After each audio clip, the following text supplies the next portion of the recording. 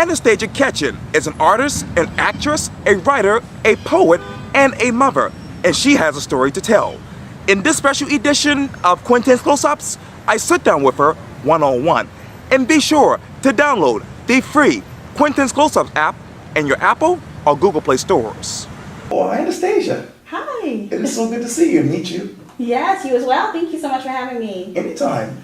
Well, I didn't know too much about you, but when I did my research and read about your biography, it says this: Anastasia Ketchen of Driven LLC. She's the owner of this incredible women support network in Charleston that hosts various events promoting events, issues, and topics that women can relate to and deal with. What's driving you these days? Well, honestly, one of my biggest forces is my child. My daughter was the biggest blessing to me, and she actually saved my life. I was not knowing that I was walking around with the flu, and I had been pregnant, 8 weeks pregnant, not knowing that I was. I struggled with endometriosis, and at that point didn't think I could be pregnant. Plus, I was on birth control. Wow. And I was dealing with a very negative relationship and got to a point where I was suicidal.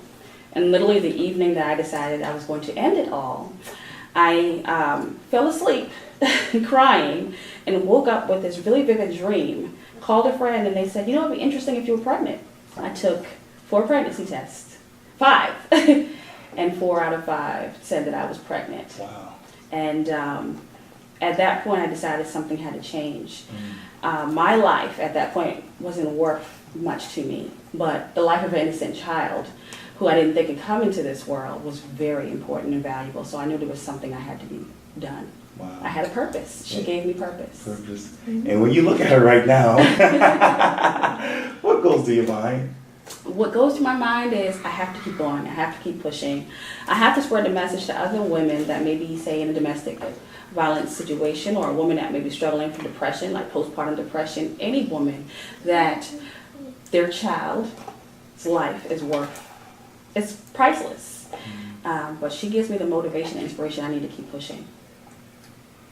What is the state, I hate to ask this, but what is the state of domestic violence as far as it getting the support that you guys need from state lawmakers and really the community? Well, the interesting thing is when I started pushing the issues of domestic violence here in Charleston, it was #1, South Carolina was #1 in the nation for domestic violence. We're now #5, but we're still at the top of the charts for men killing women with guns. Unfortunately, one of the productions that I do is called The Vagina Monologue. Right. Global production. However, here in the Bible Belt, I got a lot of pushback from the community. And there's a lot of people in denial.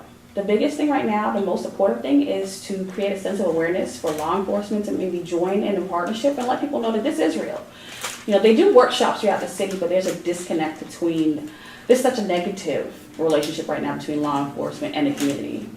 So really showing that all law enforcement isn't negative. They're here to help us, and maybe making those workshops more available and readily to the public. Yes. And making it known, especially in the media, that this is a real issue.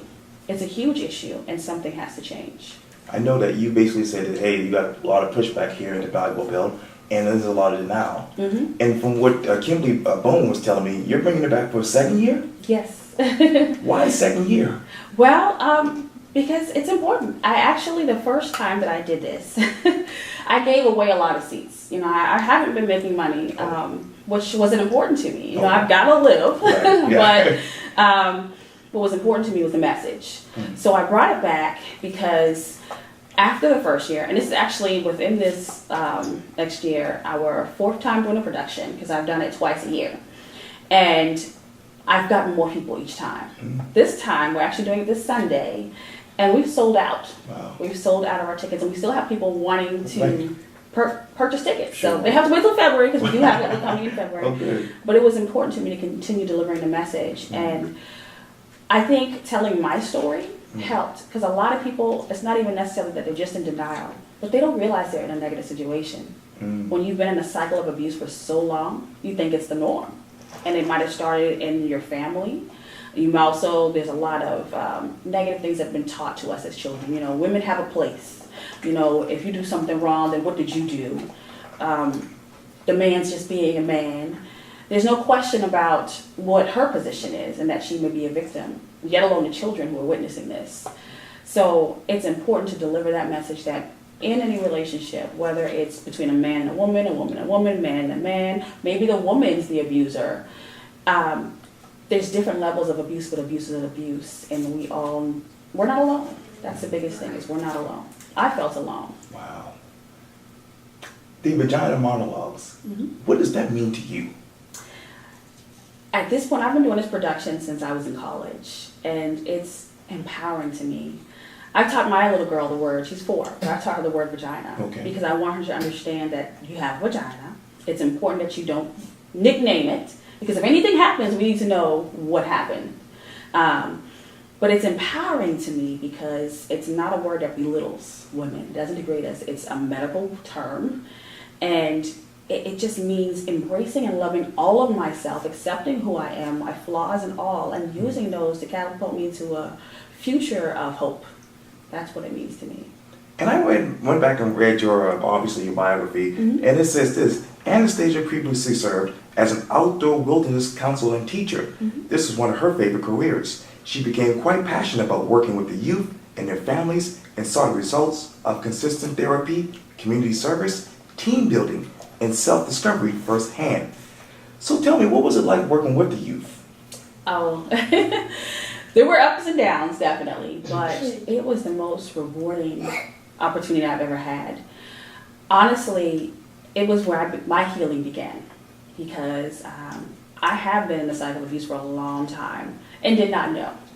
And it started before my relationships. I just realized that my past that I grew up with, the abuse that I dealt with, I kept getting involved in relationships that resembled that. So seeing other people, sometimes when you're in your own mess, you don't see that you're in mess. But seeing other people's really helped open me up. And children, they're blatantly honest with you. They will let you know. And they have senses that we've kind of forgotten about. They can smell someone who's fake and phony 10 miles away. They know if you're real. But it gave me an opportunity to heal and go and reconnect with my roots. My mother passed when I was 16. And with her, my creativity, my artwork, I buried with her. I had not picked up a pen or paper or a paintbrush, anything, or really even performed too much when she passed away. So when I got this job, I ended up connecting with that, and the students, I started doodling with them. And then they started with me, and I ended up doing characters of one young man and had to do it with my entire group. We started doing plays, and I understood it was a connection, and it helped inspire them and gave them a voice that I forgot I had. So the youth helped me heal, and it helped me reconnect with my youth. You talk about obviously having that vivid dream of your now child here, and you talk about obviously working with the youth. Is there a part of you that says the Holy Spirit is directing me to something better? Yes, absolutely. Years ago, after the birth of my child, I had this, and I'm still working on it, because I still also have a subgroup called Up Unlocking Potential, where I work with youth. I use art in the community. Everything they're taking out of the schools, I bring to the community. So I actually just did a mural project at New Israel Christian School with a partner, Daryl Halbert. And I decided, I said, I want to do 2 big things, especially coming to South Carolina, where I said I would never come back to. And look at where I am. I'm never going back home, but I'm here. Obviously, I was led here for a reason. Holy Spirit. Yes. But I decided, I had this sketch, I want to do community building. However, I wanted to create a program where I can teach people in the community, so they can do it themselves. And I want things specific for that community. I don't want to go to a community and go, you need to do this. What does the community feel it needs? What will benefit the community most? And empower them to do so. But I also want to open up a residential program like we did as a wilderness counselor for the youth. Like I said, I saw it firsthand. I saw when they were separated from distractions and in a situation where they were forced to survive together and understand the impacts that their actions had on other people. Everything we did was as a group. We moved as a group. We went to the bathroom as a group. We ate breakfast as a group. We went to school as a group. If one person stayed behind, we all stayed behind.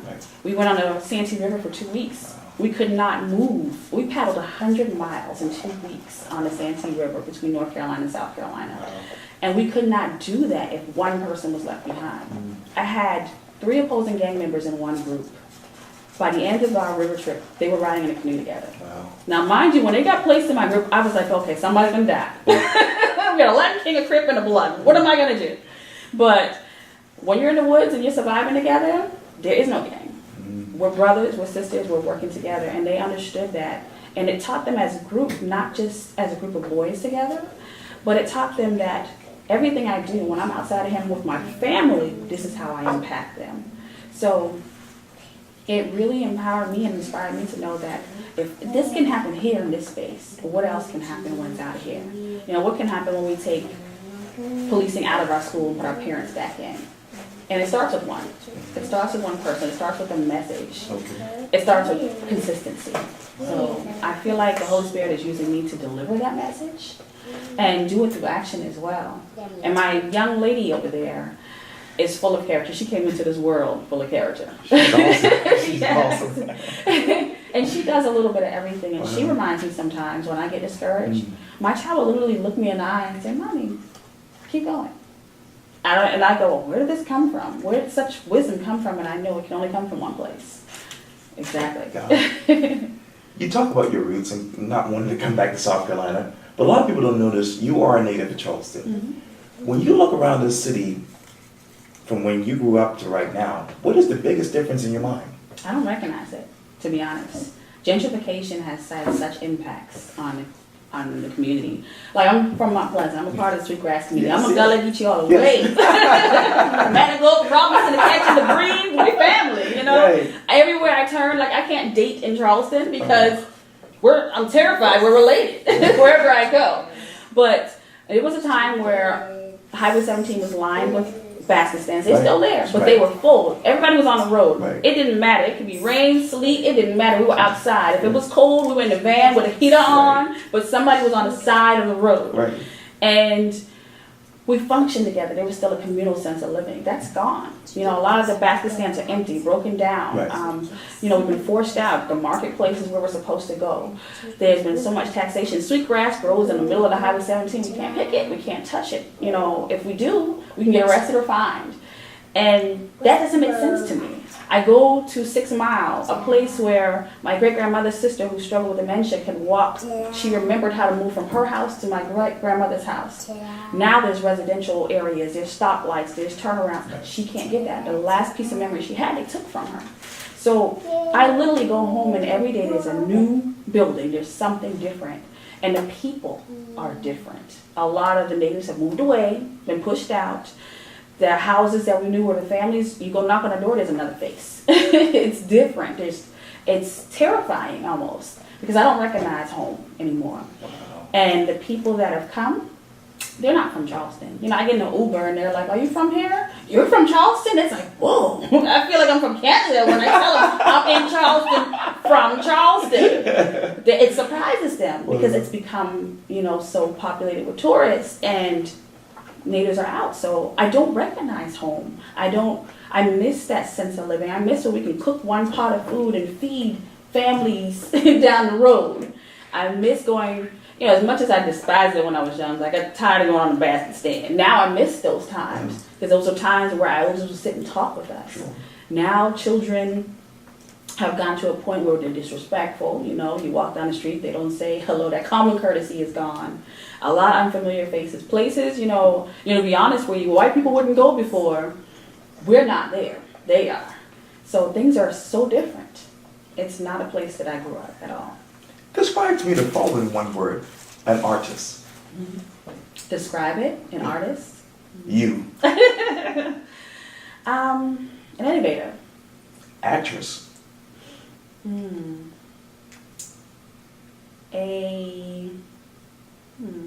Wow.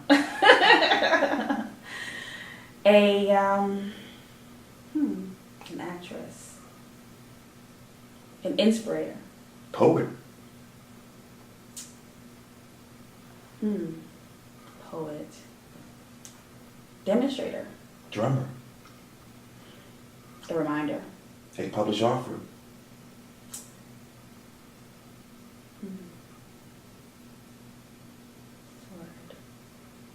Messenger. If I were to write a headline for the Post and Courier, what would the headline be for you in your future? Ooh. She is driven.